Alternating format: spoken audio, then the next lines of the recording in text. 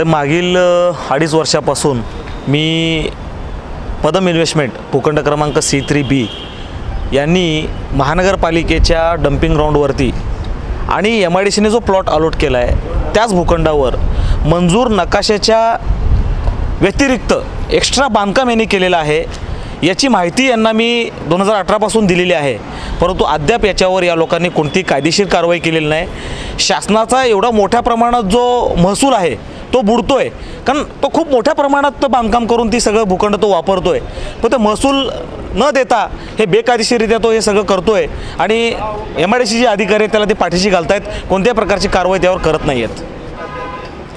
तर आज मी या ठिकाणी पोतराजाच्या वेशेमध्ये हलगी वाजवणे अधिकारी जागवण्यासाठी हलगी वाजवून यांना अधिकाऱ्यांना जागा करण्याचा प्रयत्न आजच्या या आंदोलनातून मी केलेला आहे। आज मला या आंदोलनादरम्यान माननीय उपअभियंता गोगटे साहेब यांनी लेखी आश्वासन दिलेलं आहे की पुढील 7 दिवसात आजच्या दिवसानंतर त्यांना एक नोटीस देऊन आम्ही FIR दाखल करू आणि FIR दाखल करून 15 दिवसात FIR दाखल केल्यानंतर आम्ही त्यावर निष्कर्षांची कारवाई करू, असं ठोस आश्वासन दिल्यामुळे मी आजचं आंदोलन स्थगित करत आहे।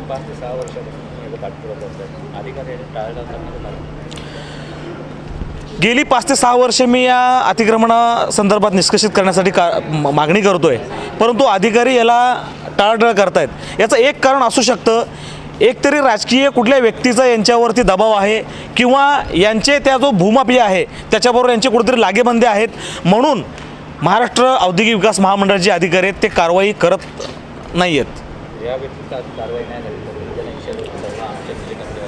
सर बघा, आजच्या आंदोलनाच्या दिवशीच मी कुठेतरी अधिवेशन सुरू आहे महाराष्ट्रात, त्या अधिवेशनाच्या दिवशी मी या ठिकाणी आंदोलन केलं आहे।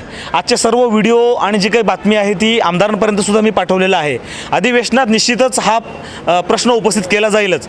समजा त्याहूनही जर समजा प्रश्न सुटला नाही तर निश्चित स्वरूपात मी पुढील 1 महिन्यामध्ये हायकोर्टामध्ये याच्या संदर्भात PIL दाखल करेन आणि 100% बेकायदेशीर जे बांधकाम आहे ते निष्कर्षित करायला भाग पाडेन।